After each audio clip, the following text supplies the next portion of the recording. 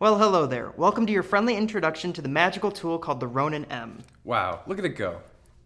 In this tutorial, we are going to show you how to balance, maintain, and operate the Ronin M without breaking it, so other students can use it in their films.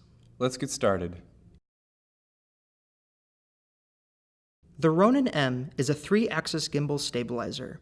This means it uses 3 motors to keep the camera level while you move through a scene. You're gosh darn right, Joe.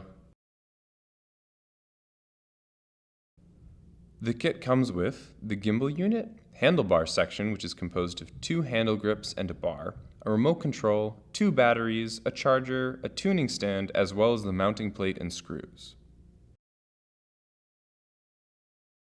The first step to assembling the Ronin is to take the 2 stand pieces, unfold them, and put them together. Now you're going to want to take the 2 bar sections and screw them into the center grip. The next step is to take the gimbal body, place the battery in the slot, and slide it onto the center grip piece.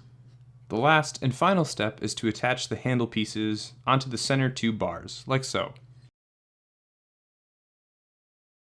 While the Ronin is a great tool to use, it can be quite difficult to set up. You need to make sure you're careful with the clamps and screws so as not to damage the equipment. That's right, Joe. The first step is to put the Ronin on the rack. Great job, Kaz. Now, you're going to want to pick a camera that is lighter than 8 pounds. This should include the weight of the battery and the lens. Anything more than that, and the motors might overheat and the Ronin could break. That's right, Joe. Today we are using the Canon 80D. It's a lightweight camera that is well suited for the Ronin.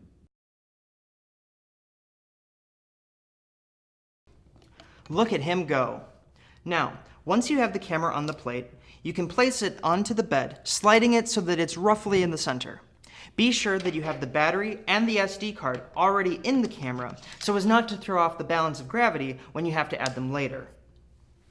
Now after that, it's a matter of balancing the camera so it's the center of gravity. This means you should be able to move the camera to any position and it should stay there while the Ronin's powered off. So, first we are going to do a rough balance of the tilt axis by loosening the clamp on the side.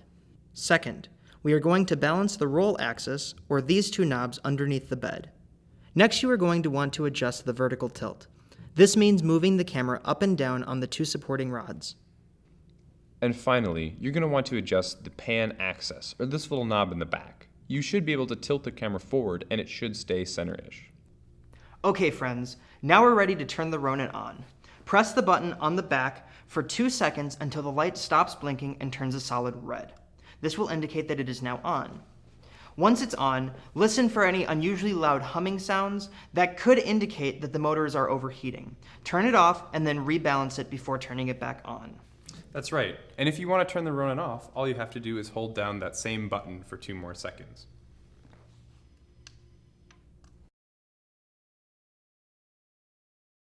Okay, now we can get started moving. The Ronin is an amazing tool that provides incredibly stable shots without the need of large rigs or vehicles. That's right, Joe, but it's important to keep in mind that when you're shooting, to keep the Ronin away from your body at all times, or else you could damage the motors and burn them out. That's a great point, Kaz. Now let's show you a few shots you can achieve with this amazing tool.